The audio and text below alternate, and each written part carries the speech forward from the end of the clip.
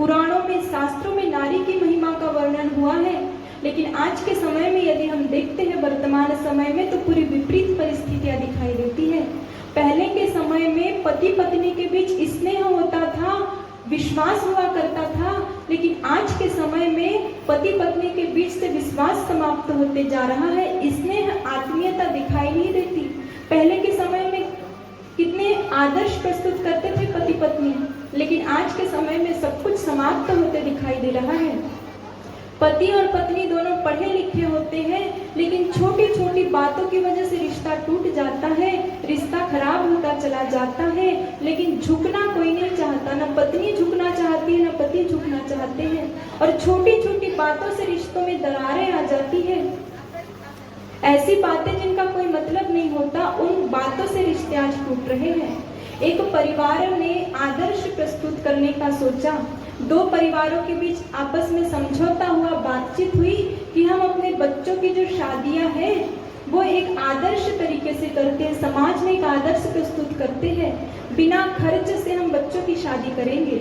इसलिए उन दो परिवारों ने क्या सोचा कि कोर्ट में जाकर बिना खर्च से बच्चों की शादी करा देते हैं, ताकि समाज को यह आदर्श मिले कि किसी प्रकार का पैसा खर्च नहीं किया और पैसे को श्रेष्ठ कार्यों में लगा देंगे।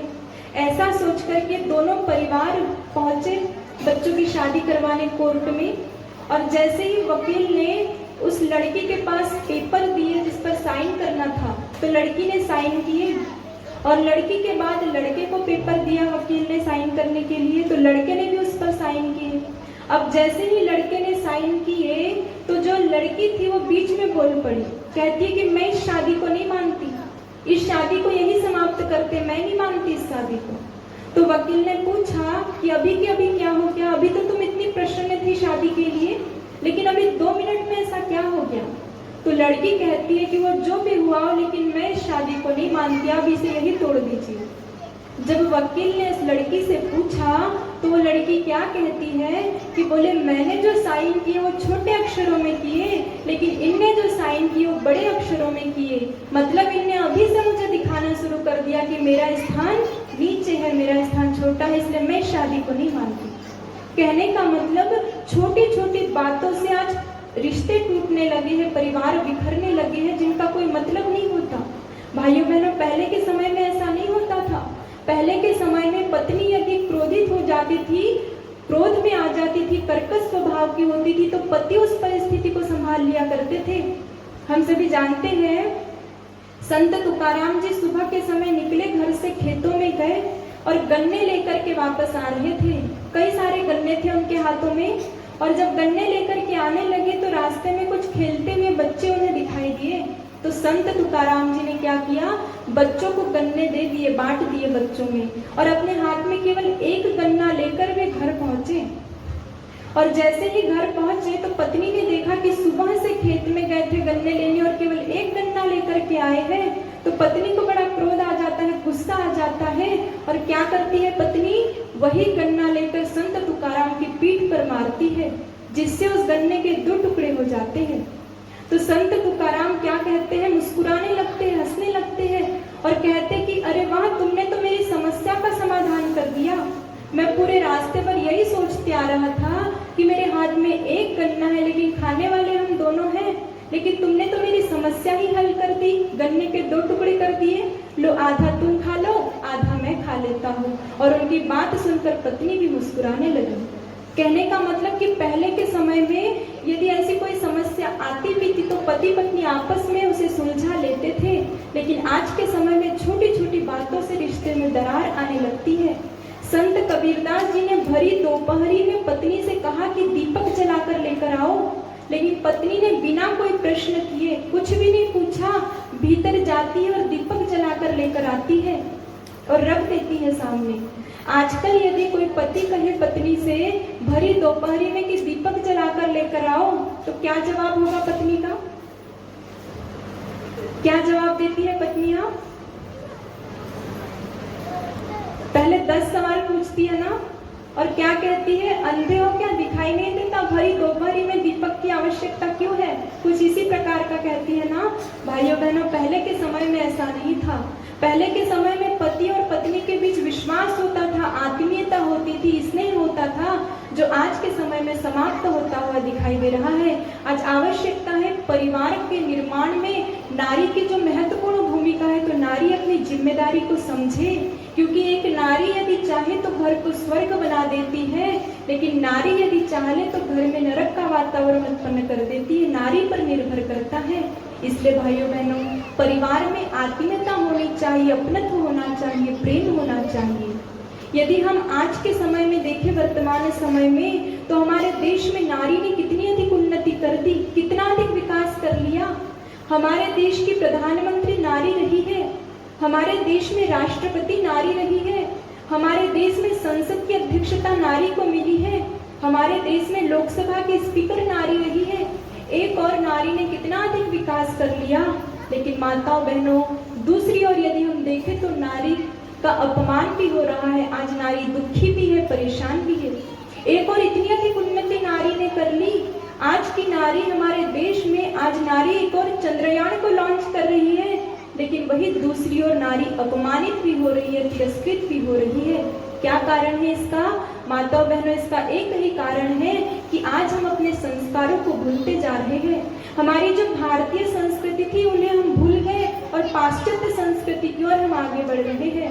इसी पाश्चात्य संस्कृति में पढ़कर हम कैसा जीवन जीने लगे, आज ये सोचने का विषय है। जो हमें नहीं खाना चाहिए वो हम खाने लगे हैं, जो हमें नहीं पहनना चाहिए वो हम पहनने लगे हैं, जो हमें नहीं करना चाहिए वो हम करने लगे हैं। और यही कारण है कि आज हमने अपनी गरिमा को हम भूल गए, अपनी मर्यादा को भूल गए, गरिमाहीन जीवन जी रहे हैं, मर्यादाहीन जीवन जी रहे हैं और अपने संस्कारों को हम भूलते चले गए। और यही कारण है कि आज हमारे देश में नारी का अपमान होता है, हमारे देश में नारी के टुकड़े कर दिए जाते हैं, फ्रीज में रख करके फिर फेंका जाता है। इसका यही कारण है। आज आवश्यकता है हम अपनी मर्यादा को जाने, गरिमापूर्ण हम जीवन जिए, हमारी संस्कृति इसके अनुसार हम जीवन को जिए, क्योंकि ऐसा कोई क्षेत्र नहीं है जिस पे नारी ने काम नहीं किया। इसलिए ऐसी वीर नारियों को हम अपना आदर्श बनाएं, चाहे वो ज्ञान का क्षेत्र हो, चाहे शक्ति का क्षेत्र हो, चाहे पराक्रम का क्षेत्र हो, चाहे अध्यात्म का क्षेत्र हो, हर क्षेत्र में नारी ने परचम लहराया है। भाइयों बहनों, जो लोग कहा करते थे कि भारत में नारी पीछे की ओर रहा करती है, उन लोगों को भारत का इतिहास पढ़ने की आवश्यकता है। उन लोगों को ये जानने की आवश्यकता है कि जिस देश में गंगा माँ है, जिस देश में गीता माँ है, जिस देश में गायत्री माँ है, जिस देश में गौ माँ है, जिस देश में धरती माँ है, जिस देश में प्रकृति माँ है, उस देश की नारी पीछे की ओर नहीं रहा करती। उस देश की नारी का स्थान बहुत उच्च होता है। माताओं बहनों, आज हमें जानने की आवश्यकता है। हम अपने जीवन से, अपने चिंतन, चरित्र, आचरण, व्यवहार से शिक्षा दें और अपने परिवार को स्वर्ग बनाएं। आइए इन्हीं श्रेष्ठ भावनाओं के साथ परिवार का निर्माण हम कैसे करें, इस भाव भरे गीत के माध्यम से समझें। सुधरे हमारा परिवार, परिवार मेरी बहनों, सुधरे हमारा परिवार, परिवार मेरी बहनों, सुधरे हमारा परिवार, परिवार मेरी बहनों, करना है जग का सुधार, सुधार मेरी बहनों, करना है जग का सुधार, सुधार मेरी बहनों, सुधरे हमारा परिवार, परिवार मेरी बहनों।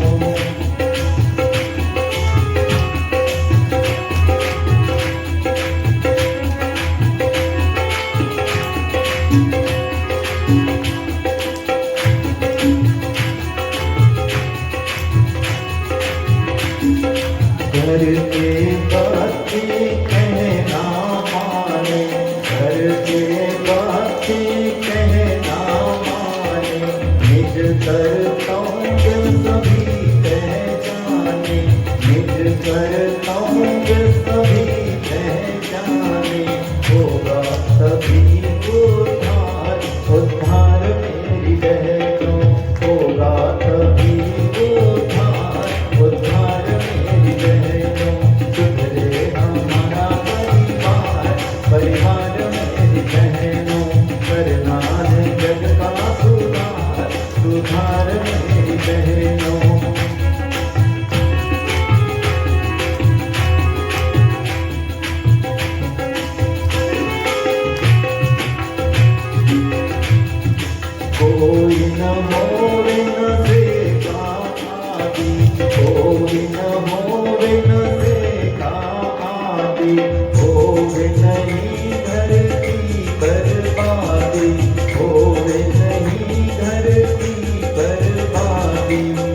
यही होगा सुधार, सुधार में